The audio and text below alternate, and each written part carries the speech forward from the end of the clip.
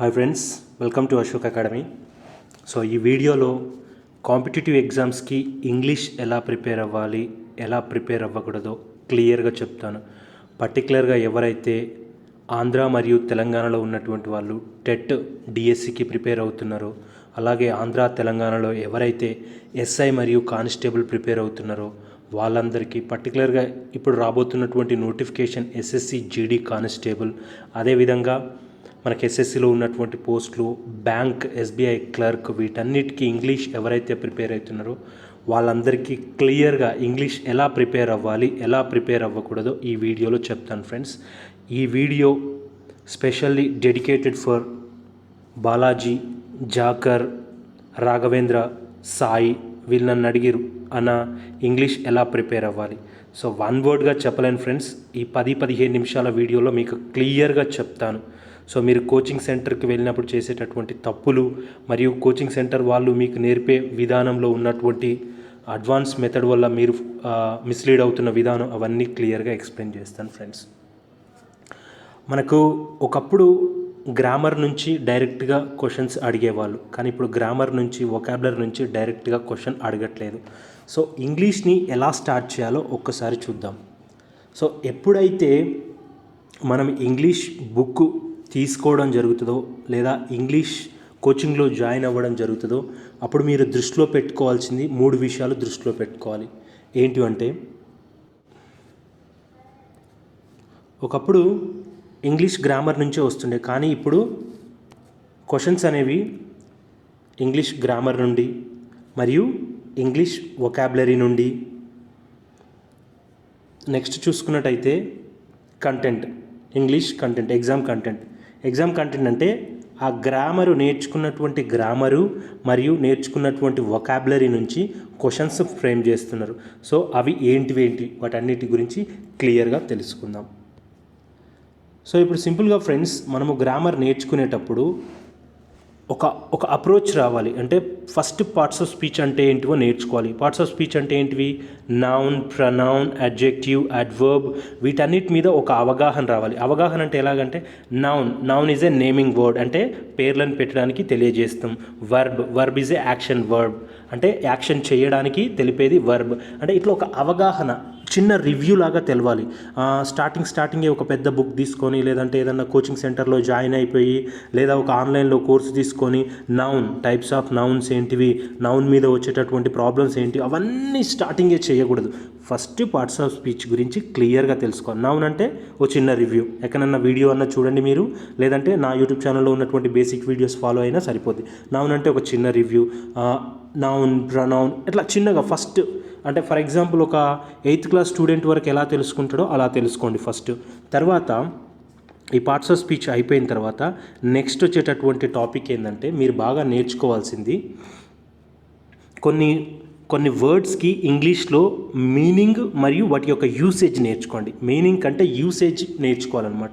For example be form అంటే am, is, are, was, were, be, been, being, వీటన్నిటికీ first meaning తెలుసుకొని, meaning పెద్దగా ఉండదు వీటికి, బీ అంటే ఉండడం, వాటి యొక్క యూసేజ్ నేర్చుకోండి. యూసేజ్ అంటే ఎలాగంటే, now what I'm doing now, I am teaching now, ఇక్కడ యామ్ వచ్చింది.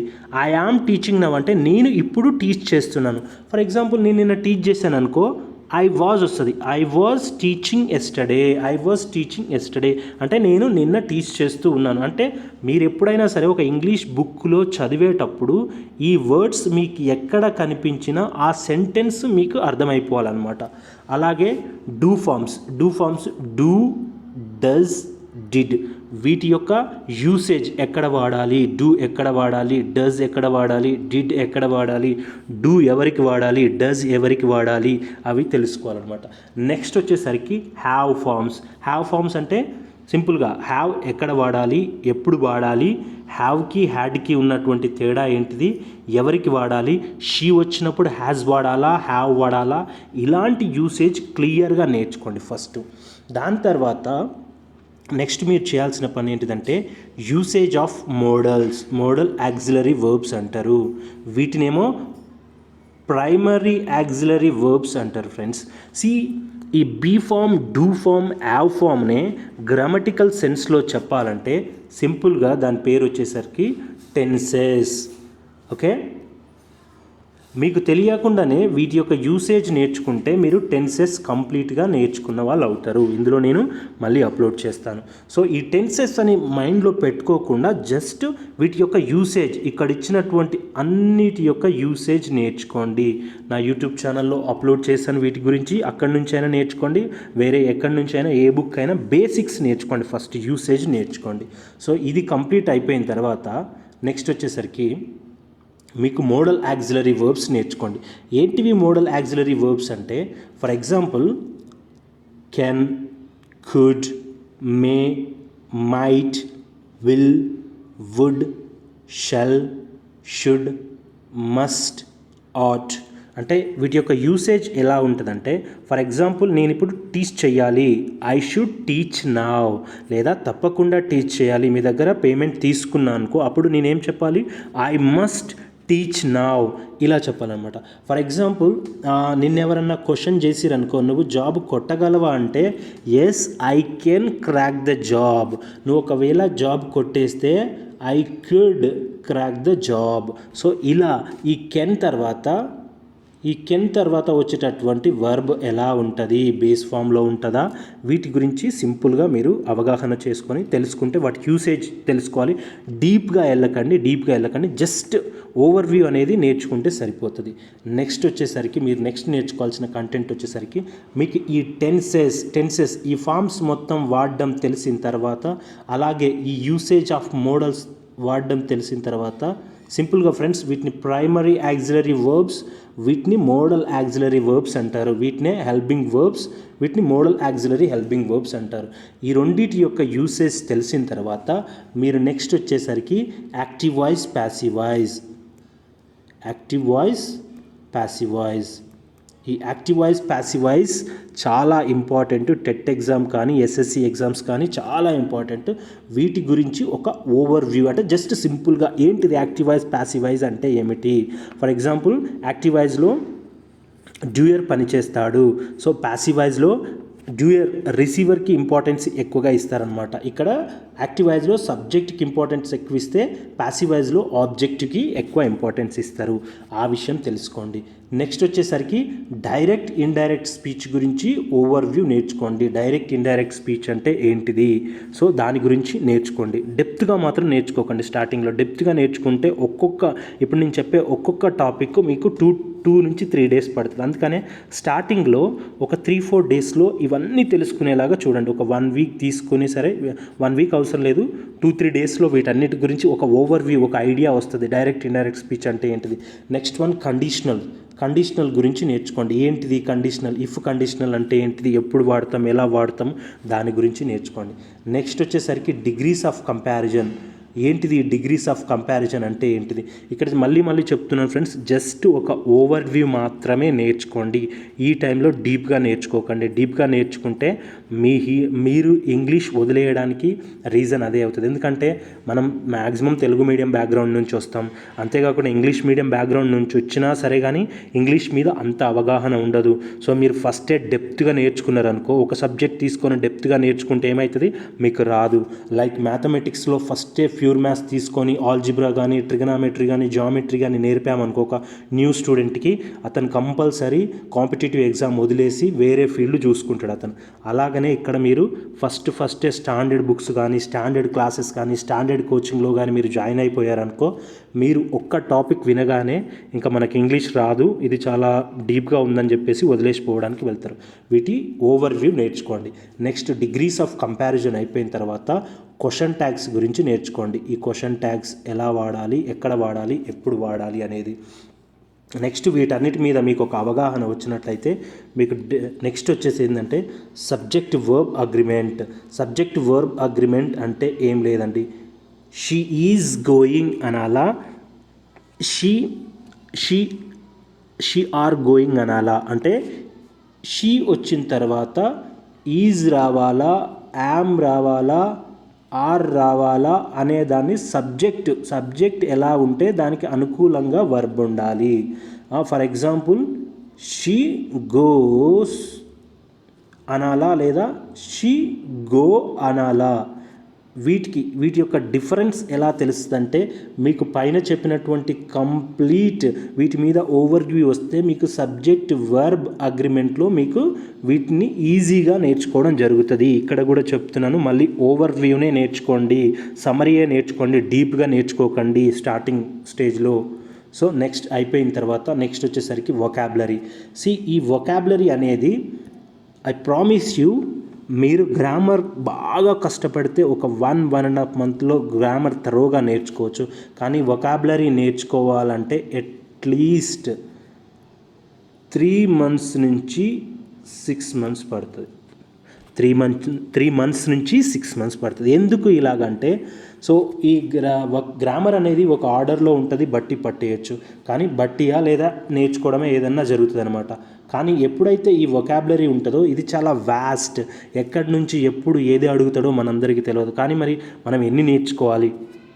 సింపుల్గా చెప్పాలంటే ఒక కాంపిటేటివ్ ఎగ్జామ్ ప్రిపేర్ అయ్యేటప్పుడు మన స్టేట్ రేంజ్లో అయితే 3000 to 5000 వొకాబులరీ నేర్చుకోవాలండి. 5000 వొకాబులరీ నేర్చుకోవాలి. సెంట్రల్లో ఎస్ఎస్సి బ్యాంక్ ఎగ్జామ్ ఏమన్నా ప్రిపేర్ అవుతున్నాడు అంటే 5000 to 8000 వొకాబులరీ నేర్చుకోవాలి. సీరియస్గా చెప్తున్నా, 8000 వొకాబులరీ నేర్చుకోవాలి. ఎస్ఎస్సికి అయితే 8000 వొకాబులరీ కంపల్సరీ నేర్చుకోవాలి. ఇంత వొకాబులరీ మరి ఎట్లా వస్తుంది, ఏ విధంగా వస్తుందంటే దానికి కొన్ని మెథడ్స్ ఉన్నాయి. సో రెగ్యులర్గా చిన్న చిన్న నావెల్స్ చదవడము, మనకు స్టేట్ గవర్నమెంట్ ఎవరైతే ప్రిపేర్ అవుతున్నారో వాళ్ళు మన స్టేట్ గవర్నమెంట్లో ఉన్నటువంటి బుక్స్ ఏవైతే ఉన్నాయో అవన్నిటిని, ముఖ్యంగా టెట్కు ప్రిపేర్ అవుతున్న వాళ్ళు 6th లేదా 5th to 10th క్లాస్ ఉన్నటువంటి బుక్స్లలో ఉన్నటువంటి వర్డ్స్ అన్నీ కలెక్ట్ చేసి పెట్టుకోండి. అదేవిధంగా న్యూస్ పేపర్ చదివి మీరు దీనికోసం ఈ వొకాబులరీకి సపరేట్ నోట్బుక్ పెట్టుకోండి, దాని గురించి షార్ట్కట్గా రాసుకోండి. డీప్గా వెళ్ళి ఒక డిక్షనరీ బట్టి పట్టకండి స్టార్టింగే. దీనికి కొన్ని మెథడ్స్ ఉంటాయి. ఫర్ ఎగ్జాంపుల్ ఎట్లా అంటే రూట్ వర్డ్స్ అని ఉంటుంది, రూట్ వర్డ్స్ లేదా ప్రిఫిక్స్ కానీ సఫిక్స్ కానీ ఉంటుంది అనమాట. ఏంటివి రూట్ వర్డ్స్, ప్రిఫిక్స్, సఫిక్స్ అంటే ఫర్ ఎగ్జాంపుల్ నీకు రూట్ వర్డ్లో ఒక వర్డ్ ఎక్కడైనా సరే ఒక వర్డ్ తెలిసిందంటే, ఒక రూట్ తెలిస్తే అప్ టు 10 words తెలవడానికి అవకాశం ఉంటుంది. ఎన్ని వర్డ్స్ తెలుస్తాయండి? 10 words తెలుస్తాయి రూట్ వర్డ్లో. ఈ 1 word సబ్స్టిట్యూషన్ ఎలా నేర్చుకోవాలి అంటే, ఈ 1 word సబ్స్టిట్యూషన్ నేర్చుకోవడానికి ఉన్నటువంటి మెథడ్ ఏంటంటే సింపుల్గా ఫర్ ఎగ్జాంపుల్ భయం అంటే పోబియా ఉంటుంది. ఈ పోబియాలన్నీ డిఫరెంట్ పోబియాలన్నీ ఒక ఆర్డర్లో రాసి పెట్టుకోండి. ఫర్ ఎగ్జాంపుల్ గవర్నమెంట్ ఉంటుంది, డిఫరెంట్ గవర్నమెంట్స్ అన్నీ ఒక ఆర్డర్లో రాసి పెట్టుకోండి. ఫర్ ఎగ్జాంపుల్ ఇయర్స్ గురించి ఉంటుంది, డిఫరెంట్ ఇయర్ని ఎలా పిలుస్తారో biannual, perennial, decade, century, ఇవన్నీ ఒక ఆర్డర్లో రాసుకోండి. అలా రాసుకుంటే ఈ 1 word సబ్స్టిట్యూషన్ నేర్చుకోవడం చాలా ఈజీ అయిపోతుంది. ఫర్ ఎగ్జాంపుల్ బయాలజీ గురించి ఏమేమి ఉన్నాయో అవన్నీ 1 word సబ్స్టిట్యూషన్ ఒక దగ్గర రాసుకోండి. జువాలజీ గురించి ఏమేమైతే ఉన్నాయో అవన్నీ 1 word సబ్స్టిట్యూషన్స్ ఒక దగ్గర రాసి పెట్టుకోండి జువాలజీ గురించి. సో ఇలా మీరు నేర్చుకున్నట్టయితే ఈజీ అయిపోతుంది. ఇక్కడ బాగా అంటే ఇంట్రెస్టింగ్ టాపిక్ ఏంటంటే ఇడియమ్స్ అండ్ ఫ్రేజెస్. మనం తెలుగులో జాతీయాలు, సామెతలు ఇవన్నీ చెప్తుంటాం కదా, idioms. For example tit for tat కానీ, హార్డ్ నట్ టు క్రాక్ కానీ, సో బెడ్ ఆఫ్ రోజెస్ కానీ, సో ఈ సామెతల్ని చాలా చక్కగా నేర్చుకోవచ్చు. వీటి వెనకాల మంచి కథలు ఉంటాయి. వాటన్నింటినీ బాగా మీరు అంటే ఈ ఇడియమ్స్ అండ్ ఫ్రేజెస్ని బట్టి పెడితే కుదరదండి, సింపుల్గా నేర్చుకోండి. ఇనీషియల్గా మీరు అన్నిట్లో నుంచి ఒక 100 నేర్చుకోండి. ఒక 500 ఇనిషియల్ స్టేజ్లో నేర్చుకోండి, మీకు ఒక ఐడియా వస్తుంది. దాని తర్వాత నేను చెప్పినట్టుగా మీ ప్రిపరేషన్లో ఉన్నప్పుడు 3000 వరకు స్టేట్ గవర్నమెంట్ వాళ్ళు నేర్చుకోండి.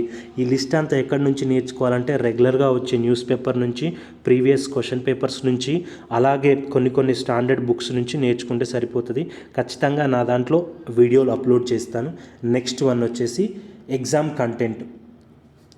కంటెంట్ ఒకసారి చూసుకోండి. ఎగ్జామ్ కంటెంట్లో ఏమేమి అడుగుతున్నాడో ఆ టాపిక్కి ఏం పేరు పెట్టాడు. ఎస్ఎస్సిలో కానీ ఎక్కడైనా సరే, ఎస్ఎస్సిలో అయినా, ఎస్ఎస్సి ఎగ్జామ్స్లో కానీ, బ్యాంక్ ఎగ్జామ్స్లో కానీ, లేదంటే మరే ఇతర ఎగ్జామ్స్లో కానీ ఏపీ తెలంగాణ టెట్ కానీ AP Telangana TET DSC exams కానీ ఎస్ఐ కానిస్టేబుల్ కానీ ఇక్కడ కనిపించే కంటెంటే సేమ్గా ఉంటుంది. ఎస్ఎస్సిలో ఉన్న వాటిని బ్యాంక్లో ఉన్న వాటిని మన స్టేట్ గవర్నమెంట్లో ఫాలో అవుతుంది. మీరు పైన చెప్పినట్టుగా మీరు గ్రామర్ తరోగా నేర్చుకుంటే వాటి మీద మీకు కామన్ ఎర్రర్స్ అని, స్పాటింగ్ ఆఫ్ ద ఎర్రర్స్ అని మీకు ఒక సెంటెన్స్లో ఎర్రర్స్ పెట్టి సెంటెన్స్ డిజైన్ చేస్తారు. అందులో ఉన్నటువంటి మిస్టేక్స్ మనం చేయడానికి ఉంటుంది. గ్రామర్ బాగా వస్తే స్పాటింగ్ ఆఫ్ ద ఎర్రర్స్ చేయడం ఈజీగా అవుతుంది. Next sentence improvement. ఒక సెంటెన్స్ ఇచ్చి అందులో కొన్ని మిస్టేక్స్ ప్లేస్ చేస్తారు వాళ్ళు, దాన్ని మనం ఇంప్రూవ్ చేయాల్సి ఉంటుంది. దాన్ని సెంటెన్స్ ఇంప్రూవ్మెంట్ అంటారు. Next one fill in the blanks. Fill in the బ్లాంక్స్కి మరియు పిల్లర్స్కి, డబుల్ పిల్లర్స్కి ఉన్న తేడా ఏంటంటే, ఫిల్ ఇన్ ద బ్లాంక్స్ అంటే తెలుగులో ఖాళీలను పూరించండి. ఒక ఖాళీ ఇచ్చి 4 ఆన్సర్స్ ఇస్తారు, అందులో సూట్ అయ్యేదాన్ని పెట్టాలి. పిల్లర్స్ అంటే ఒకే ఒక్క లైన్లో 2 చోట్ల ఖాళీలు ఇచ్చి వాటిని పూరించమని చెప్తాడు అనమాట, వాటిని ఫిల్ చేయమని చెప్తాడు. డబల్ పిల్లర్స్ అంటే 2 లేదా 3 లైన్లు, మ్యాక్సిమం 2 లైన్లు ఇచ్చి అందులో ఉన్నటువంటి ఒక 4 చోట్ల ఖాళీని వదిలేసి ఫిల్ చేయమని చెప్తాడు. డబల్ పిల్లర్స్ అనేది ఎక్కువగా బ్యాంక్లో ఇస్తారు. పిల్లర్స్ కూడా బ్యాంక్లో ఇస్తుండే, ఇప్పుడు స్టాండర్డ్ పెరిగే కొద్దీ డబుల్ పిల్లర్ ఇస్తున్నారు. మనకు స్టేట్ గవర్నమెంట్లో ఏదైతే ఎగ్జామ్స్ కండక్ట్ చేస్తారో వాటికి ఎక్కువగా ఫిల్ ఇన్ ద బ్లాంక్స్ కానీ పిల్లర్స్ కానీ అడగడానికి ఉంటుందన్నమాట. నెక్స్ట్ వన్ వచ్చేసి నెక్స్ట్ కంటెంట్ ఒకసారి చూసుకున్నట్టయితే సెంటెన్స్ రీఅరేంజ్మెంట్ లేదా జంబుల్డ్ సెంటెన్స్. ఫర్ ఎగ్జాంపుల్ ఎలా చేస్తాడంటే, ఒక పారాగ్రాఫ్ని దాన్ని కట్ చేసి కిందికి మీదికి కిందికి జంబుల్డ్గా ఇస్తాడు. దాన్ని మనము కరెక్ట్ ఆర్డర్లో సెట్ చేయాల్సి ఉంటుంది. దీనికి ఉండాల్సిన స్కిల్స్ ఏంటంటే, గ్రామర్ మీద చక్కటి అవగాహన, వొకాబులరీ మీ దగ్గర ఉన్నట్టయితే మీరు ఈజీగా చేయడానికి అవకాశం ఉంటుంది. నెక్స్ట్ కంటెంట్ వచ్చేసరికి క్లోజ్ టెస్ట్. ఏంటి cloze test? What is the cloze test అంటే సింపుల్గా ఏం లేదండి, ఒక పారాగ్రాఫ్లో మనకు టెట్లో దాని పేరేందంటే, క్లోజ్ టెస్ట్ పేరేందంటే sequencing of sentence in the given paragraph. అంటే సింపుల్గా చెప్పాలంటే క్లోజ్ టెస్ట్ అంటే ఒక పారాగ్రాఫ్లో ఒక 5 చోట్ల 5 వర్డ్స్ని తీసేస్తాడు. వాటి 5 వర్డ్స్ మళ్ళీ ఈచ్ వర్డ్కి 4 మల్టిపుల్ చాయిస్ ఇస్తాడు. అందులో నుంచి ఒక్కొక్క దానికి సూట్ అయ్యేదాన్ని మనము ఫిల్ చేయాల్సి ఉంటుంది. మీకు గ్రామర్, వొకాబులరీ మీద కరెక్ట్గా పట్టున్నట్టయితే మీరు క్లోజ్ టెస్ట్ చేయడానికి ఈజీ అవుతుంది. నెక్స్ట్ లాస్ట్ వన్ వచ్చేసరికి reading comprehension and most important one. TET prepare అవుతున్న వాళ్ళకి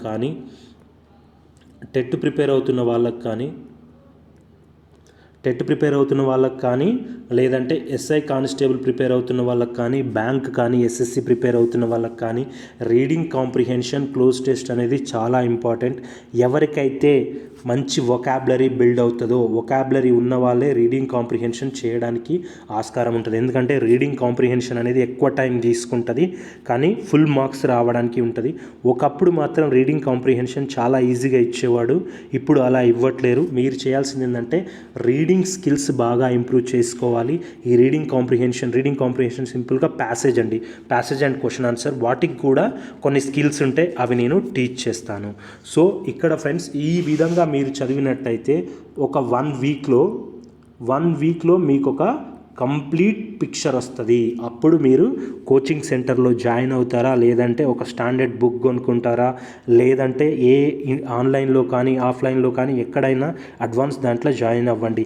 ఈ క్లాసు ఈ మెథడ్ ప్రకారం కనుక మీరు ఫాలో అవ్వలేదంటే మీరు చాలా కష్టపడాల్సి వస్తుంది ఇంగ్లీష్ నేర్చుకోవడానికి, లేదంటే మీరు మధ్యలోనే వదిలేయడానికి ఆస్కారం ఉంటుంది ఫ్రెండ్స్. సో మన దాంట్లో మనం ఇప్పుడు అప్లోడ్ చేయబోయేటటువంటివి ఏంటంటే, డైలీ ఒక గ్రామర్ టాపిక్ అప్లోడ్ చేస్తాను. ఆ గ్రామర్ టాపిక్ అయిపోగానే డైలీ ఒక గ్రామర్ టాపిక్ వొకాబులరీ మీద వీడియోలు కూడా అప్లోడ్ చేస్తాను. వొకాబులరీ మీద డైలీ వీలైతే హిందూ న్యూస్ పేపర్ నుంచి కొన్ని వొకాబులరీ, లేదా సినోనిమ్ యాంటోనిమ్స్ నుంచి కొన్ని వొకాబులరీ, వన్ వర్డ్ సబ్స్టిట్యూషన్ కొన్ని వొకాబులరీ, ఇడియమ్స్ అండ్ ఫ్రేజెస్ కొన్ని అప్లోడ్ చేస్తాను. నెక్స్ట్ వన్ ఎగ్జామ్ కంటెంట్ వచ్చేసరికి మనకి ఎగ్జామ్ కంటెంట్లో నుంచి రోజు కొన్ని ఎర్రర్ ఫైండింగ్స్, సెంటెన్స్ ఇంప్రూవ్మెంట్, లేదా fill in the blanks, sentence rearrangement, లేదా డైలీ ఒక 1 or 2 క్లోజ్ టెస్ట్, లేదంటే రోజు ఒక రీడింగ్ కాంప్రిహెన్షన్ ఖచ్చితంగా అప్లోడ్ చేస్తాను. తప్పకుండా నా యూట్యూబ్ ఛానల్ని సబ్స్క్రైబ్ చేసుకోండి. మీ ఫ్రెండ్స్ అండ్ ఫ్యామిలీ మెంబర్స్కి ఫార్వర్డ్ చేయడం మాత్రం మర్చిపోకండి. ఇప్పటి వరకు చూసారంటే నేను ఒక నేను మీ అందరికీ ఒక టాస్క్ ఇస్తున్నాను, ఒక ఛాలెంజ్ అనేది చెప్పాలి. ఏంటి ఆ ఛాలెంజ్ అంటే, నాకు కొటేషన్స్, ఇన్స్పిరేషనల్ కొటేషన్స్ అంటే చాలా ఇష్టము. సో మీరు కూడా మీకు నచ్చినటువంటి ఇన్స్పిరేషనల్ కొటేషన్స్ ఏమన్నా ఉంటే కింద కామెంట్లో చెప్పండి.